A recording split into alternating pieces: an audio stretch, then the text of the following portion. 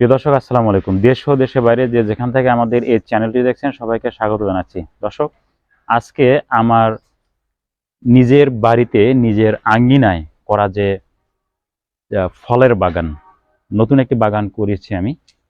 এই আঙ্গিনাটি দীর্ঘদিন পরিত্যক্ত অবস্থায় ছিল। আমাদের বাসাটিও বলতে হবে যে আমরা থাকি না, আমরা শহরে থাকি।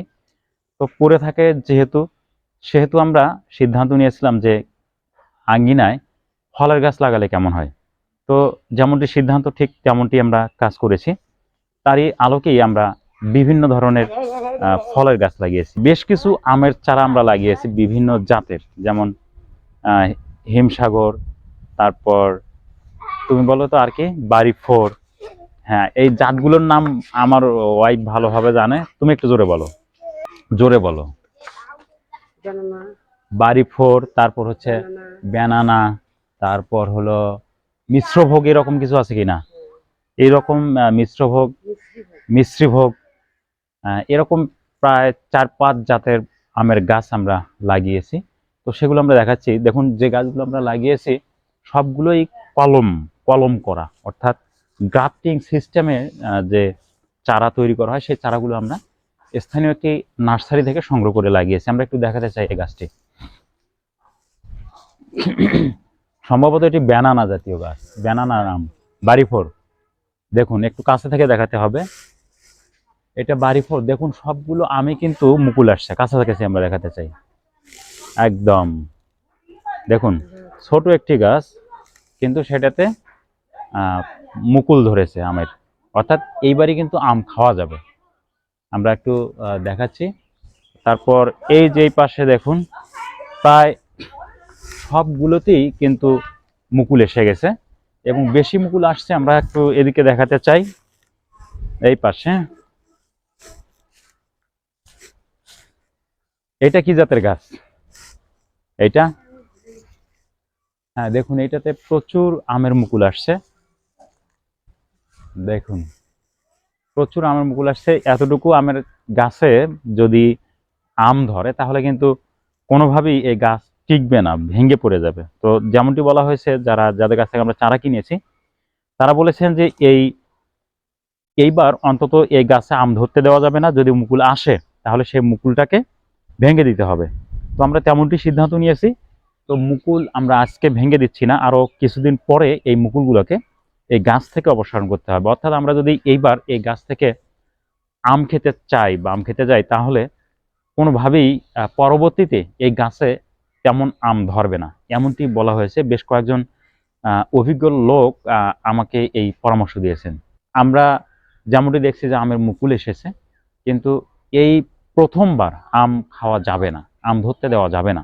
তাহলে যদি আমরা আম ধরতে দেই তাহলে পরবর্তীতে এই আমের গাছগুলোতে আমের ফলন খুবই খুবই কম হবে। আমরা এই আমের গাছের কথা বললাম বা আমের চারার কথা বললাম। দেখুন, আমরা আঙ্গিনায় একটি লেচুর গাছ লাগিয়েছি। হ্যাঁ, আমরা এক এক করে দেখাতে চাই। লিচুর গাছ, লিচু গাছটা খুব ছোট সাইজের, এটা বড় হবে আশা করা যায়। তারপর এই পাশে আমরা দেখাতে চাই, দেখুন দেখুন একটি আতানার গাছ লাগিয়েছি আমরা। এটি হচ্ছে আতানার গাছ। আতানা খাইতে কিন্তু খুবই সুস্বাদু এবং আমার প্রিয় একটি ফল। একদম মিষ্টি মধুর, চিনির মতো লাগে এই আতানা। এটাই ভালো একটি জাত, আমরা খেয়ে লাগিয়েছি এই গাছটি। তারপরে দেখুন, এখানে সুপারির গাছ, এটি আমার বাবা লাগিয়েছেন। এখানে সুপারির গাছ। এই পাশে আমরা জাম্বুরার গাছ দেখাতে চাই।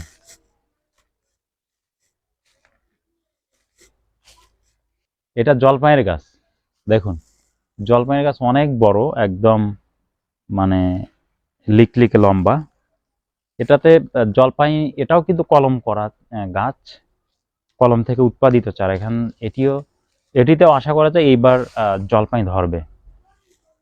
তারপর দেখুন, এখানে জাম্বুরার একটি গাছ, উন্নত জাতের জাম্বুরা।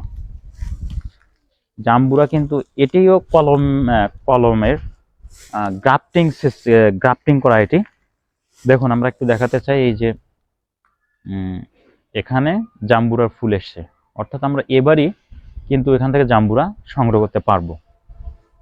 জাম্বুরা আমরা এখান থেকে এটার ব্যাপারে কোনো পরামর্শ দেওয়া হয়নি যে এই জাম্বুরা ফুল ছিঁড়ে দিতে হবে, তেমনটি না।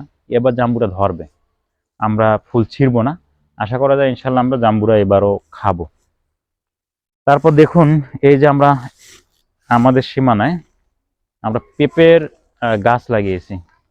অনেক ছোট ছোট চারা ছিল, অনেক ছোট চারা, সেগুলো বড় হয়েছে। মূলত জায়গা ফেলে না রেখে আমরা এগুলোকে কাজে লাগানোর চেষ্টা করেছি। তো এরকম প্রত্যেকটি বাড়িতেই অসংখ্য জায়গার অনেক জায়গা পড়ে থাকে মানুষের, সেগুলোকে কাজে লাগানো উচিত বলে আমি মনে করি। আর এটি আঙ্গিনা, যেহেতু আঙ্গিনায় দেখুন আমরা এই যে আমার বড় ভাই এখানে সরিষার আবাদ করেছেন, যিনি সেই সরিষা এখানে শুকোচ্ছেন।